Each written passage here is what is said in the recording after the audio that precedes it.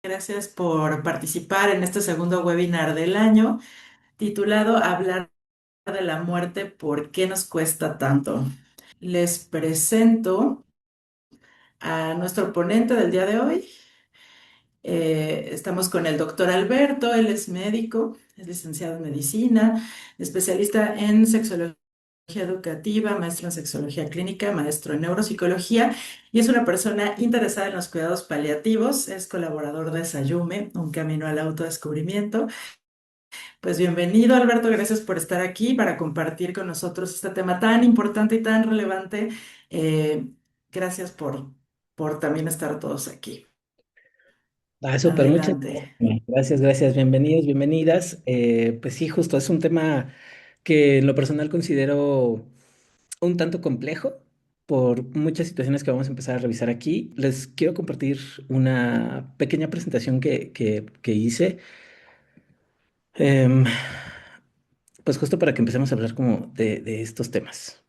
Ok, entonces, o sea, como en general, este tema se me hace importante empezar con esto porque para poder hablar o poder adentrarnos de qué son los cuidados paliativos, para qué sirven o para qué pueden servir en algún momento, pues justamente hay que hablar del tema que se cree que es el único que abordan los cuidados paliativos, que es la muerte, ¿no? Entonces, hablar de la muerte es un tema complejo por la cultura en la que nos hemos crecido, ¿no? O sea, como la cultura mexicana tiene algunas características propias para como un conflicto de hablar de la muerte, pero a la vez bromeamos con ella, ¿no? Entonces, vamos a ir revisando justo como como estas dicotomías justo del diálogo sobre la muerte. Entonces, vamos a tener una dimensión emocional del por qué es que hablar de la muerte me cuesta tanto y uno de los las principales razones por las cuales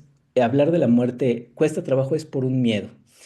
O sea, como miedo como un sentimiento central, ¿no? Y este miedo puede ser a muchas cosas, pero principalmente es miedo al sufrimiento, ¿no? O sea, como me da miedo saber cómo voy a acercarme o cómo se va a acercar mi familiar a este proceso de la muerte, ¿no?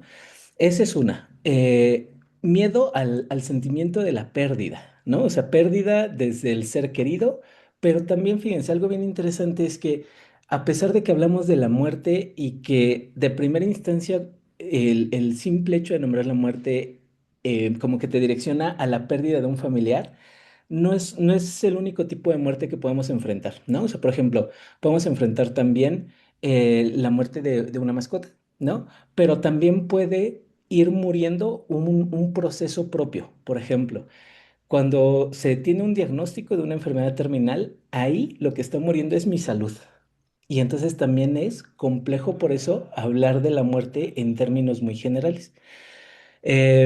Otra cosa que da miedo en este tema es la incertidumbre, es decir, esta sensación de no sé qué hacer, no sé qué va a pasar, no sé cómo abordar a partir de aquí mi vida, no sé cómo la voy a ir manejando o cómo puedo acompañar a esta persona que para mí es muy significativa a partir de un diagnóstico, a partir de un duelo, ¿no? O sea, a lo mejor esta persona a quien quiero acompañar es una persona que está atravesando un duelo y no sé ni siquiera cómo acompañarla en ese duelo. Entonces, esta incertidumbre de no saber qué hacer o no saber cómo hacerlo, cómo acercarme, cómo acompañar, incluso si ni siquiera sé si quiero acompañarla, ¿no? Porque también el tema puede estarme atravesando a mí también. Entonces, todos estos son uno de los principales, pues, razones por las cuales el miedo es una de las principales emociones dentro de la dimensión emocional, ¿no? Del por qué cuesta trabajo hablar de la muerte. Otra situación que también se puede presentar mucho es esta sensación de pérdida del control. Y a esto me refiero con que cuando yo no puedo justo controlar qué me está pasando a mí o controlar la situación o el contexto donde se está desenvolviendo esta situación de pérdida, es algo que en general va a generar mucha incomodidad, justo porque no tengo el control, ¿no? Cuestiónenselo ustedes. ¿A quién de ustedes le gusta no tener el control de algo? ¿no? Y sobre todo, por ejemplo, justo de mi salud o justo de, normalmente decimos, pues ojalá mi familiar me dure toda la vida, ¿no? Pero no puedo controlar eso, no puedo controlar si se va a enfermar, si no se va a enfermar, si se va a morir, dónde se va a morir, cómo se va a morir. Eh, Muchas cosas que no vamos a poder controlar en general en la vida nos generan ese conflicto. Y algo bien interesante también es eh, como dimensionar que la muerte de otra persona, y sobre todo si es significativa para mí, es un recordatorio de que yo también estoy expuesto a morirme y que tanto estoy preparado para afrontar mi propia muerte, ¿no? O sea, si no estoy preparado para afrontar la muerte de mi ser querido, ¿qué tan preparado estoy yo para afrontar mi propia muerte? ¿No? Entonces, este miedo o estos miedos, incertidumbres y demás, es algo que nos hace no hablar de este tema. Podemos llegar a pensar incluso que el hecho de no hablarlo va a hacer que no pase, ¿no? Y también estaría, o sea, también es interesante justo como empezar pues aterrizar que hablar de la muerte no es que la traiga y no hablar de ella tampoco quiere decir que la está alejando, ¿no? O sea, al final es un hecho que va a pasar, definitivamente. Otra cosa que se atraviesa justo de por qué no puedo o por qué me cuesta trabajo hablar de este tema, pues son las creencias y pensamientos, ¿no? O sea, al final somos seres individuales, pero al mismo tiempo somos muy sociales, ¿no? O sea, como necesitamos a la sociedad para poder coexistir o para poder existir. Entonces, en este punto, ¿no? De las creencias y pensamientos, pues también traemos ideas de nuestros antepasados, ¿no? O sea, como estas famosas costumbres que se van pasando de generación en generación y que a veces pareciera, o al menos así lo podemos llegar a vivir, que son reales, ¿no? O sea, por ejemplo, esto que les comentaba ahorita con respecto a la idea de la muerte, ¿no? O sea, si hablo de la muerte, entonces la estoy atrayendo, ¿no? Entonces, ¿qué tanto eso ha sido algo que en mi familia ha sido repetitivo? Y entonces, como ha sido repetitivo, es una forma de confirmar que sí es cierto, ¿no? Pero entonces es justo como empezar a ver que al final la muerte es algo que va a pasar, nos guste o no, estemos preparados o no, o la nombremos o no. Entonces, o sea, como hay que ir dimensionando un poquito más este tipo de enunciados o creencias. Lo que les decía hace rato, ¿no? O sea, es mejor no decir nada para no preocupar, ¿no? También eso, estamos como de alguna manera culturalmente tenemos que estar cuidando a los demás, ¿no? Entonces yo no voy a decir nada porque entonces voy a preocupar a mi mamá, porque voy a preocupar a mi papá, porque voy a preocupar a mis hermanos, porque voy a preocupar a mis hijos, porque voy a preocupar. Y al final quien está cargando con toda esa responsabilidad en gran medida es quien cree que al no preocupar o al no mencionar algo por no preocupar, es esa persona, ¿no? Em, Tomar la evitación como mecanismo de defensa, ¿no? O sea, como el famoso si no me acuerdo es que no pasó, ¿no? Entonces es como de, si yo no hablé, entonces quiere decir que, si yo no hablé de la muerte, quiere decir que no fue mi culpa que se presentara, ¿no? O sea, hablé el fin de semana pasado de la muerte y se murió un amigo, en esta semana no, yo no fui, ¿no? O sea, como esa parte de la evitación, porque al final no somos quienes controlamos la vida ni la muerte, ¿no? Entonces, si no podemos hacer eso, no tiene ningún sentido como buscar un responsable de quién atrajo la muerte. ¿Sale? Eh, Ay, espérenme, ¿por qué? Ahí está. Ahora, fíjense, aquí con respecto a la cultura mexicana, existe una ambivalencia en relación a la muerte. ¿Por qué? Porque la muerte en México la podemos vivir desde una relación festiva, ¿no? O sea, como con toda esta ceremonia del Día de Muertos, de las ofrendas, ¿no? Las calaveritas literarias que además son cómicas, ¿no? O sea, como buscamos de alguna manera este tema que nos genera mucha incomodidad, procuramos también buscarle como la parte chusca, ¿no? Para que quizás sea un poco más llevadero, ¿no? Los disfraces también ese es otro tipo en cómo podemos quizá, perdón, como disminuir un poco la carga de tensión emocional que provoca el hablar de la muerte, ¿no?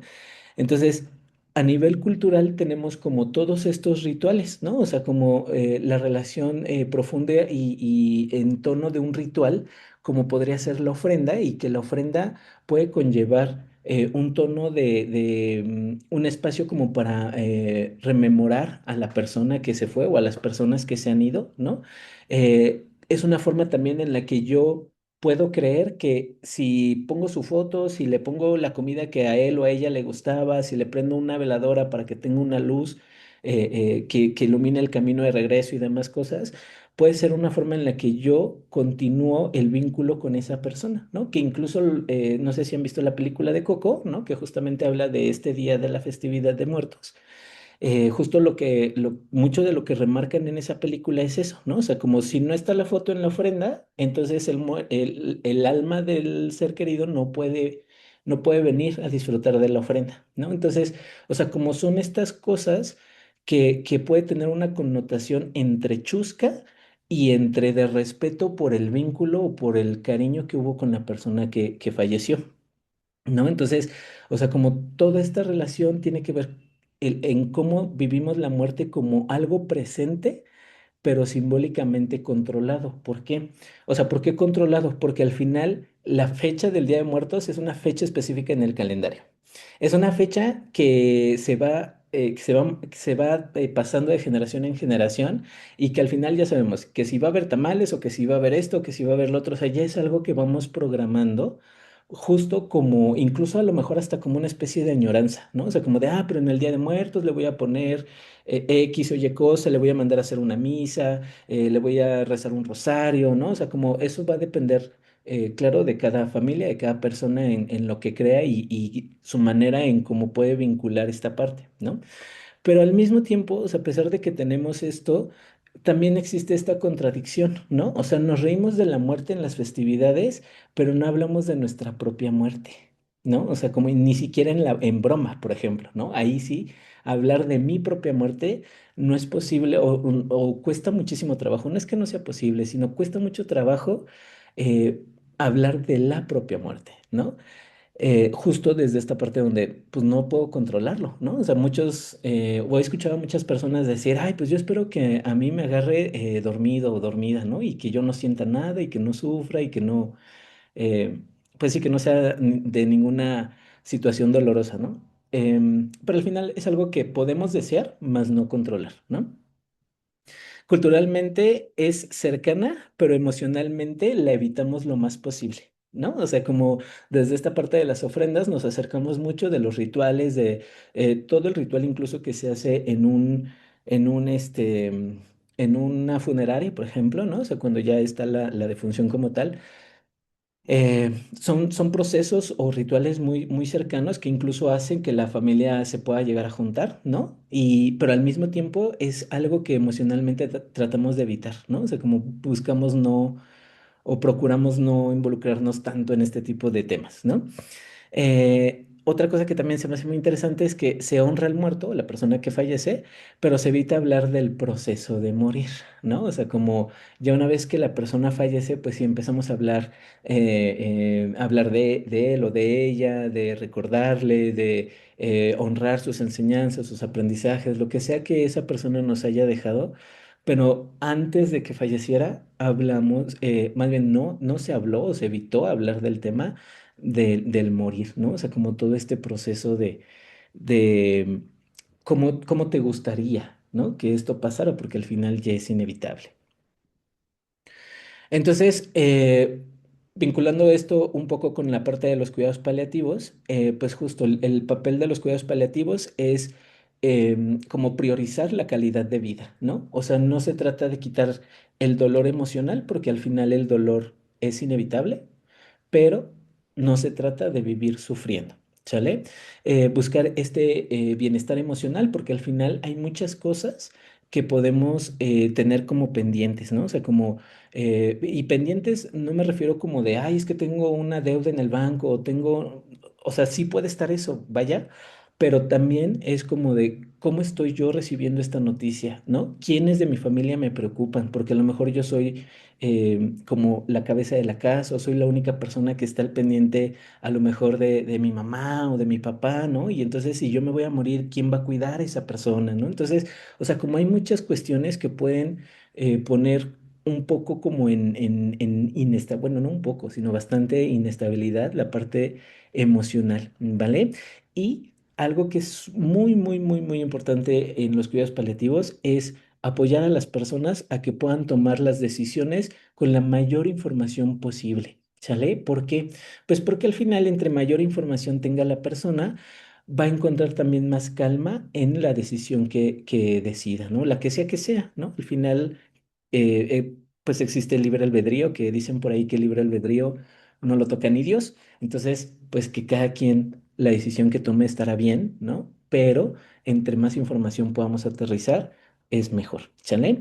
Ahora, la importancia de hablar de la muerte, o sea, porque ya vimos qué es lo que nos limita, ¿no? Pero ahora, ¿por qué es importante hablar de la muerte? Primero, porque nos permite expresar deseos, ¿no?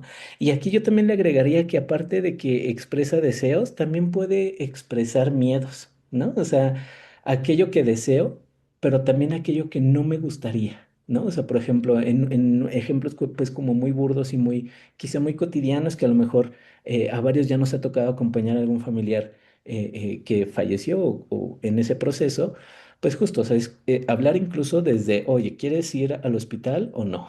¿No? ¿Quieres que te intuben o no quieres que te intuben? ¿Quieres recibir tratamiento o no quieres recibir tratamiento? Em, ¿Quieres que, es más, una enfermedad y quieres que venga fulano o fulana a verte, sí o no, ¿no? Y también eso es bien válido respetarlo, ¿no? Y a veces, o sea, lo complejo de esto es que también a veces entre la misma familia que está alrededor de la persona con la enfermedad o con el diagnóstico, lo que sea, a veces entre nosotros mismos podemos tener diferencias, ¿no? O sea, como de, no, es que sí, deberías de dejar que venga, no, es que no, no dejes que venga, ¿no? O sea, al final aquí pues se puede opinar, sí, definitivamente, pero la persona que tiene el diagnóstico es la persona que debe de decidir a quién quiere ver, ¿vale? Y aprender a respetar esa decisión, ¿sale? Em, Reduce el sufrimiento familiar en alguna medida también. ¿Por qué? Porque al final, a veces cuando no se respetan las voluntades de las personas que fallecen, se puede encontrar un poco de culpa, ¿no? O sea, como de, ay, es que hubiera hecho, o ay, es que lo hubiera dicho, o ay, es que él no quería ir y pues lo llevé, ¿no? Al hospital, por ejemplo, ¿no? No sé. O sea, como todo este tipo de cosas, una vez que pasa, normalmente, digo, siempre hay sus excepciones, pero habitualmente existe sí un tono de dolor porque hay una pérdida, pero también existe un tono de calma por haber respetado la voluntad de mi ser querido, ¿no? Eh, y también hablar de la muerte nos puede dar sentido y cierre a la misma muerte, ¿no? Al cierre del ciclo, a la pérdida como tal, ¿no? Que bueno, ya abordaremos después un poquito más como esta parte del duelo, porque tenemos ahí tanatólogas que nos van a echar manita, o eso espero, ¿sale? Pero bueno, es ir acompañando todos estos procesos, ¿vale? Y bueno, pues ya nada más para concluir hasta aquí, ¿no? O sea, como esta imagen me gustó mucho porque creo que tiene muchísima razón, ¿no? O sea, la muerte está tan segura de su victoria que nos da toda una vida de ventaja. Entonces, pues aprovechemos esa ventaja.